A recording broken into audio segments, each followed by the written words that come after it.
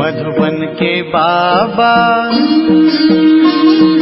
मधुबन के बाबा मुरली वाले, आपका क्या कहना, आपका क्या कहना। ओम शांति। आज 1 अप्रैल 2025 के साकार मधुर महावाक्य हैं।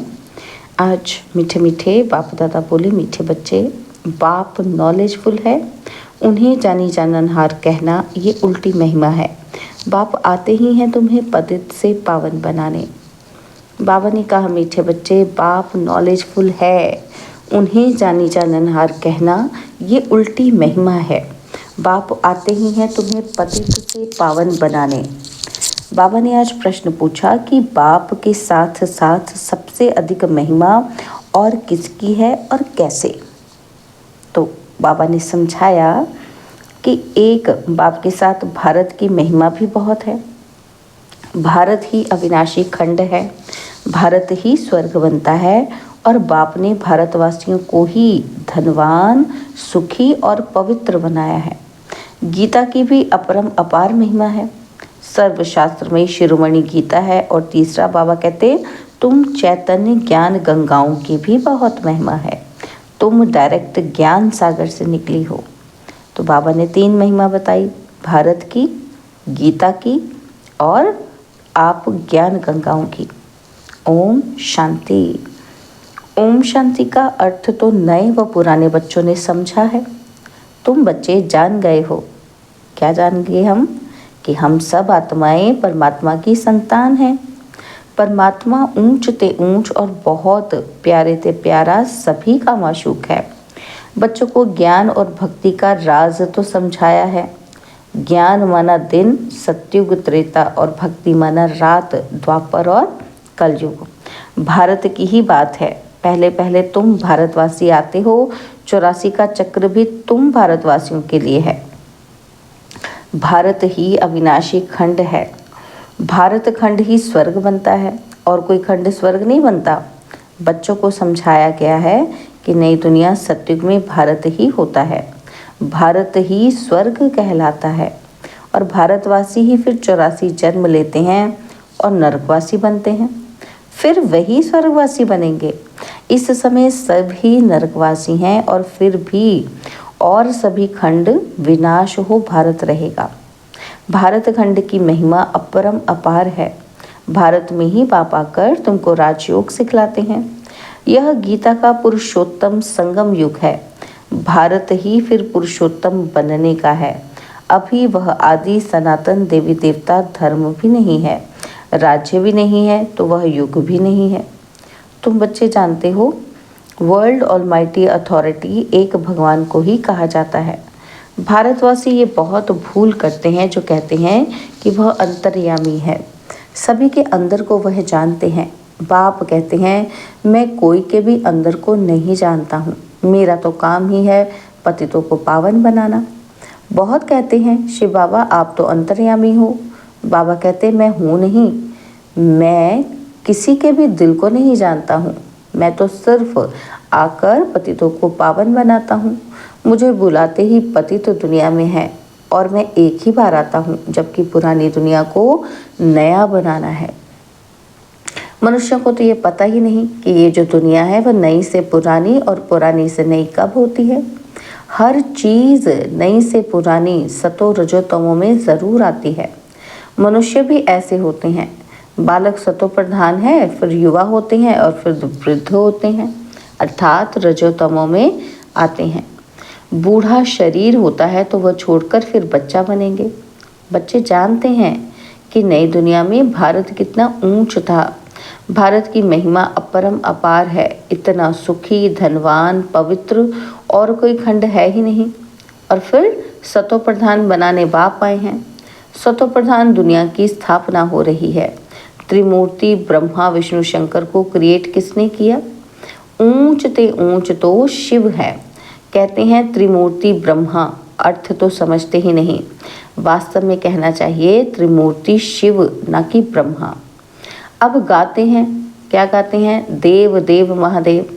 शंकर को ऊंच रखते हैं तो त्रिमूर्ति शंकर कहे ना, फिर त्रिमूर्ति ब्रह्मा क्यों कहते?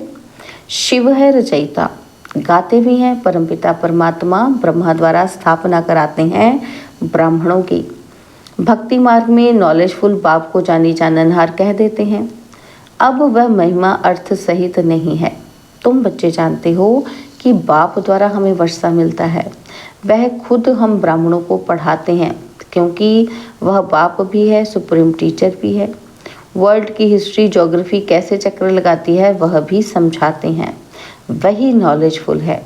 बाकी ऐसे नहीं कि वह जानी जाननहार है, ये भूल है। मैं तो सिर्फ आकर पतितों को पावन बनाता हूँ, 21 जन्म के लिए राज्य भाग्य देता हूँ। भक्ति मार्ग में है अल्पकाल का सुख, जिसको सन्यासी हठ योगी जानते ही नहीं।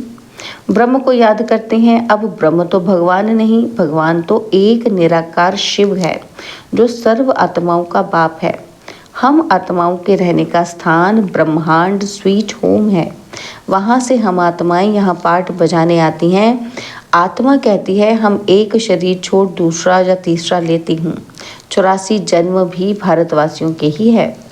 जिन्होंने बहुत भक्ति की है वही फिर ज्ञान भी जास्ती उठाएंगे।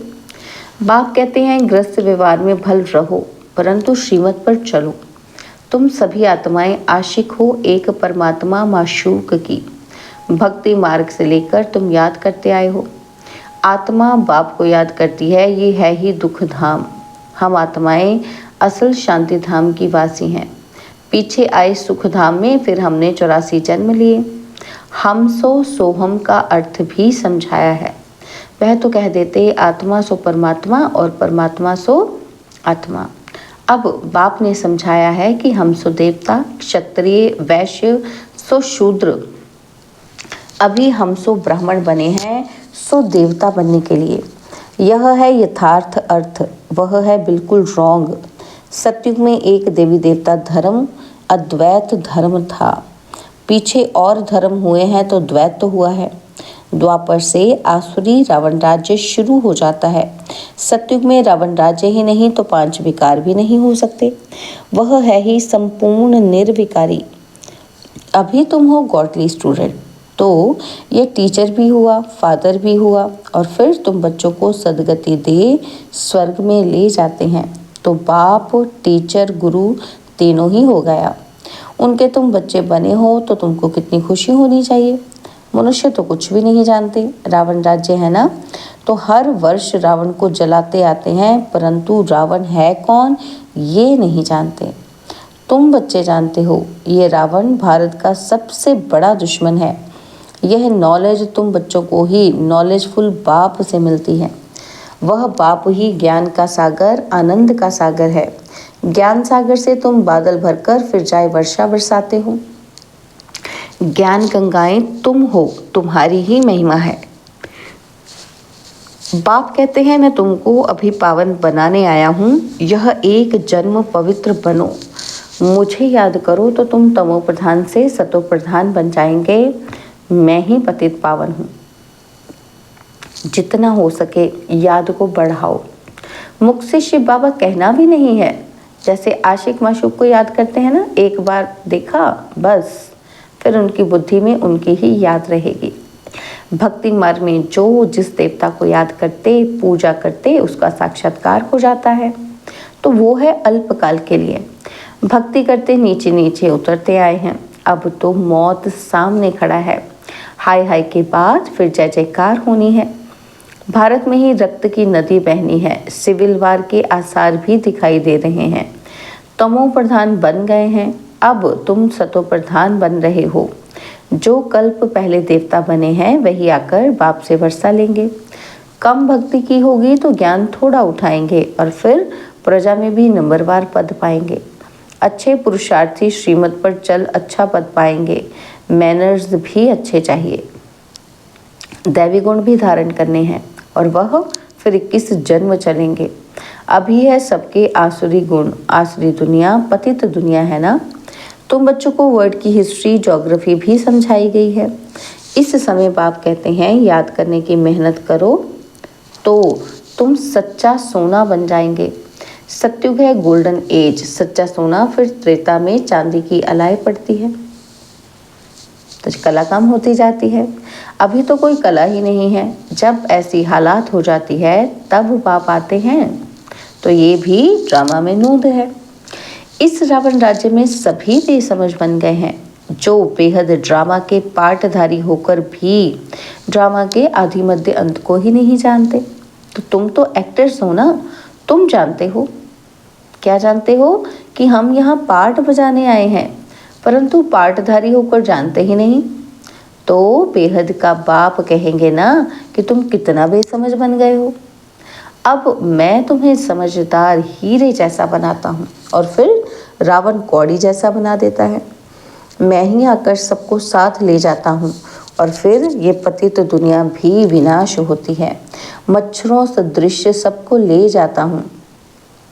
तुम्हारी एम ऑब्जेक्ट सामने खड़ी है, ऐसा तुमको बनना है, तब तो तुम स्वर्गवासी बनेंगे। तुम ब्रह्मा कुमार कुमारियाँ यह पुरुषार्थ कर रहे हो। मनुष्यों की बुद्धि तमो प्रधान है तो समझते नहीं। इतने बीके हैं तो जरूर प्रजापिता ब्रह्मा भी होगा। ब्राह्मण है चोटी, ब्राह्मण फिर देवता और शूद्र, है ना। तो बाबा कहते चित्रों में ब्राह्मण को और शिव को गुम कर दिया है। तुम ब्राह्मण अभी भारत को स्वर्ग बना रहे हो। अच्छा, मीठे मीठे सिकिलदे बच्चों प्रति माता पिता बाप दादा का याद प्यार और गुड मॉर्निंग। रूहानी बाप की रूहानी बच्चों को नमस्ते। हम रूहानी बच्चों की रूहानी बाप दादाजी को दिलवा जान सिकवा प्रेम से नमस्ते। ओम शांति। प्यारे बाबा, मीठे बाबा, मेरे बाबा, शुक्रिया बाबा, शुक्रिया बाबा, शुक्रिया।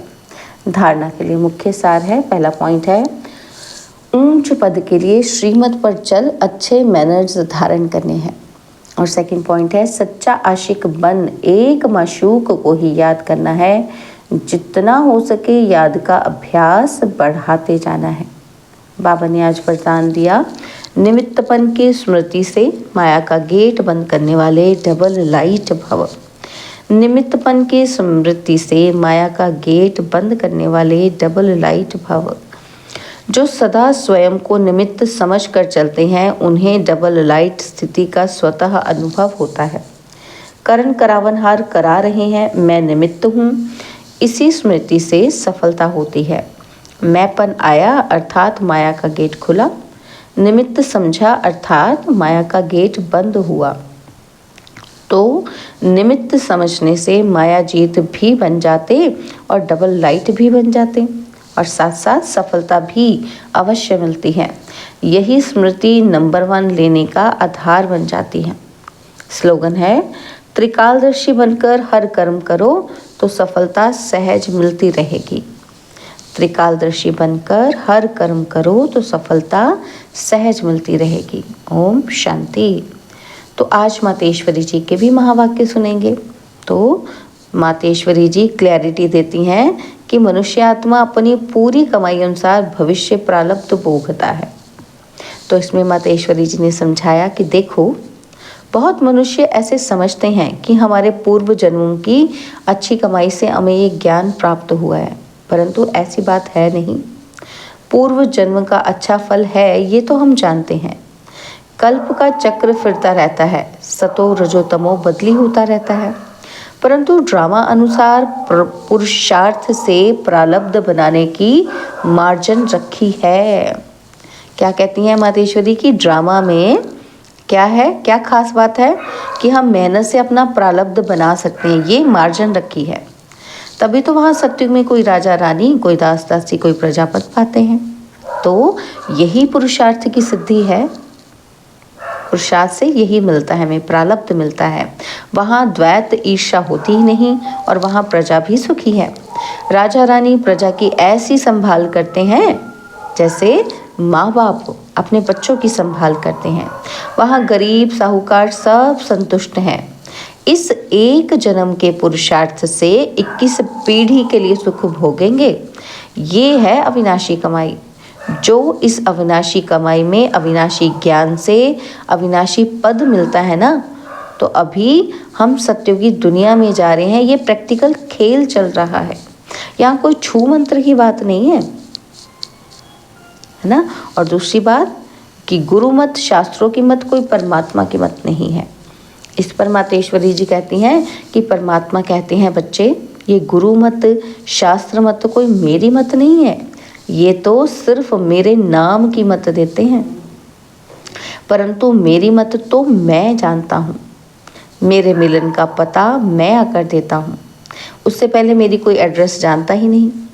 भल गीता में भगवानुवाच है, परंतु गीता भी तो मनुष्य ने बनाई है। भगवान तो स्वयं ज्ञान का सागर है। भगवान ने जो महावाक्य सुनाए हैं उनका यादगार फिर गीता बनी है। यह विद्वान पंडित आचार्य कहते हैं कि परमात्मा ने संस्कृत में महावाक्य उच्चारण किए, उसे सीखने बगैर परमात्मा मिल ही नहीं सकेगा। ये तो और ही उल्टा कर्मकांड में फंसाते हैं।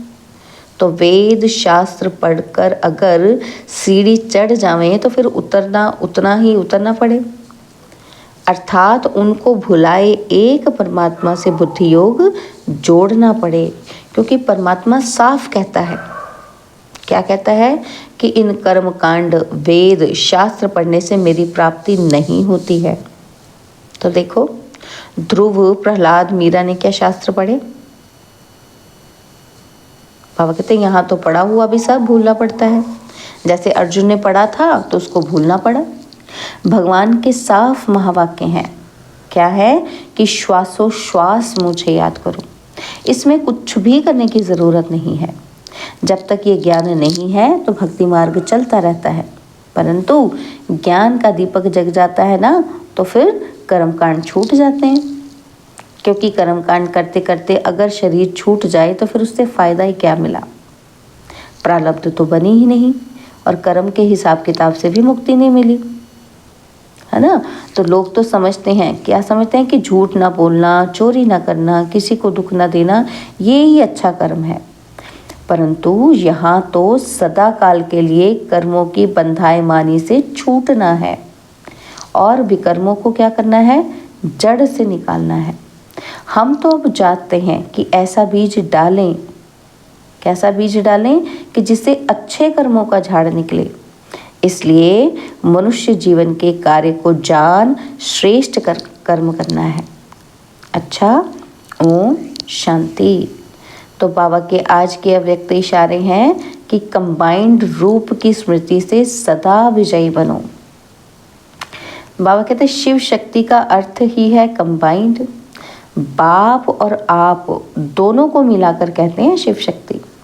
तो जो कंबाइंड है उसे कोई अलग नहीं कर सकता।